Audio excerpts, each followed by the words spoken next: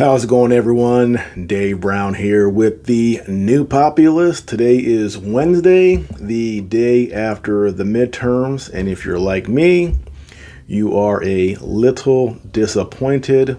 Now, there still are a couple of races yet to be decided, and even if they go our way, this was not what we hoped it would be.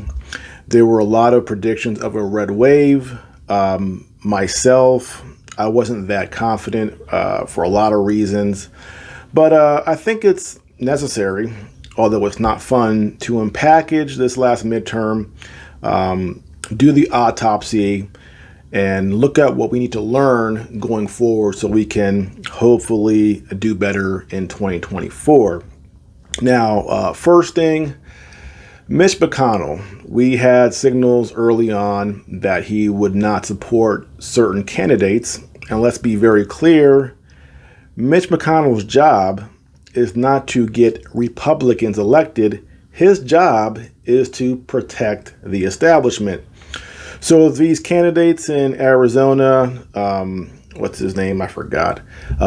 Herschel Walker in Georgia. There was very little support from the mainstream Republican establishment, and they actually wanted these people to lose. McConnell's power doesn't come from being majority leader. His power comes from the fact that he controls the Republicans in the Senate, and he does not care if it's him or Schumer running the Senate. It's irrelevant in the long run. Now, on the flip side of that, did we have some candidates that were not so good? Pennsylvania, Oz, I did not support him. It was frustrating to see the likes of Hannity going after Kathy Barnett, and Trump did as well, and that seemingly did not work out for us. So we've picked some candidates that we all knew from the beginning were not very good. Herschel Walker in Georgia, nice guy. I'll be 100% honest. I watched about 5 minutes of the debate with what's his name, Warnock, and people say, "Well, Walker, he's just Southern, and that's why he speaks that way." And I have to push back on that. Herschel Walker doesn't sound a bit daft because he has a Southern accent. It's because he's not that smart. I hate to be that forward. We could have had a better candidate, and again, Trump did support Walker, and we have to be honest about the fact that some of these candidates were weak, and especially considering the fact that the Republican establishment would jump on that to sort of grenade, or not grenade, but not lend their support to these candidates because, again, they're not looking for Republicans in general. They're looking for a certain type of Republican. And this has another effect as well. Going into 2024, we have the Ron DeSantis camp and we have the Trump camp. What McConnell wants, or what he wanted and what he got, was a not so good showing from Republicans. Now he can go and say, "Hey guys, I was right. You should have listened to me and listened to and supported the candidates I supported. You supported the Trump candidates and they didn't do very well. So in 2024, don't support Trump. We got to find somebody else. We have to go back to traditional Republican values." That's what he would say. So this is opening up a schism, a wider schism between the establishment Republicans, the Trump Republicans, and my fear is that going into 2024, we're going to have some sort of civil war within the Republican Party. And Trump didn't help that when he called Ron DeSantis Ron DeSanctimonious. And this is the thing about Trump that you have to sort of expect if you support him and get used to it. It's not going to change. He will go out and say things on occasion, or even more regular than just an occasion. He will say things that are not particularly productive and seemingly self-destructive. And we need to watch carefully from Trump and DeSantis to see if they're going to get along and what they're both deciding to do in 2024. Now, it looks like Trump is going to run, and maybe he's trying to head off Ron DeSantis. But I think it's foolish to throw those sorts of barbs at Ron DeSantis. He's very popular, not just in Florida, but nationally. And you have the Trump side saying, no, Ron DeSantis is not popular outside of Florida. He's only popular in Florida. And then you have the people for DeSantis saying, no, he has national appeal. Well, which one is it? I'm not 100% sure. And after this election, it's more unclear. So I'm a Trump guy. I've always have been a Trump guy. But after this election, I'm a little more flexible in who I support going forward.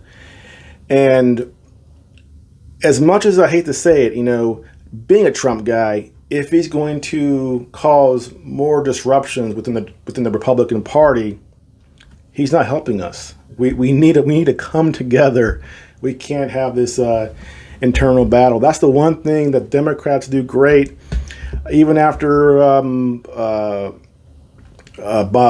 Bernie Sanders got screwed by Hillary in 2016, he shut his mouth and he went along with it. He played his part. And everybody rallied behind Joe Biden. That's what they do. At the end of the day, Democrats rally, join together to make sure that they win. And we're in a situation, Republicans, where we're starting to fight amongst ourselves. And if we do that, with the way elections are now fortified, we are shooting ourselves in the foot.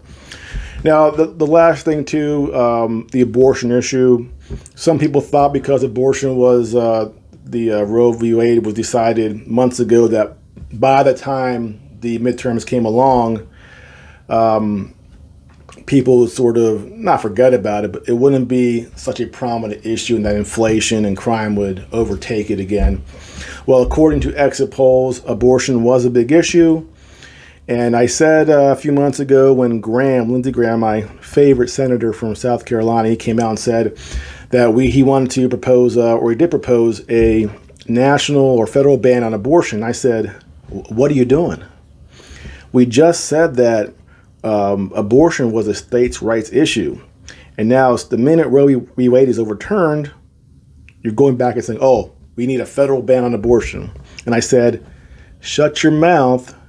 If you say that, you are just giving the Democrats a gift because, first of all, there will never be a federal ban on abortion. But second, again, they're going to rally around that. And some of the suburban women who were perhaps leaning toward the Republican Party because of, again, crime and inflation might hear that and go, I'm voting on abortion. And it seems a lot of these women did. So abortion. It shocks me. It's still a massive issue in our country. Even if you can't pay for groceries, even if you can't pay your mortgage, apparently people still are worried about the abortion issue. When ironically, many of these voters are past the age where they're even considering having abortion because they've already had their families and they're in their 40s or 50s. But apparently these suburban married women vote on abortion. And Republicans, we celebrated Roe v. Wade, but it may have backfired a little bit as far as the timing and with people like Lindsey Graham suggesting or submitting legislation for a federal ban on abortion. That seemed to be a rallying cry. So this list midterms, not fun. At least we probably got the House. So at the minimum, we can have some Republican committees pretend to go after the deep state, pretend to go after the FBI, pretend to go after Fauci. They will ultimately do nothing. But at the very least, Pelosi's power is diminished a little bit, and we can get some respite from her nonsense with the January 6th committee. The last thing unfortunately, it does look like with this election result, we're not going to see a change in policy as far as Ukraine. I don't think Kevin McCarthy, with that slim majority, is going to have enough power to try to defang this war effort against Russia. So that won't change. We will continue supporting that to the very end. And of course, today we have this word that the Russians were actually withdrawing from Kherson across the Dnieper River, giving Ukraine another victory. Good for Ukraine.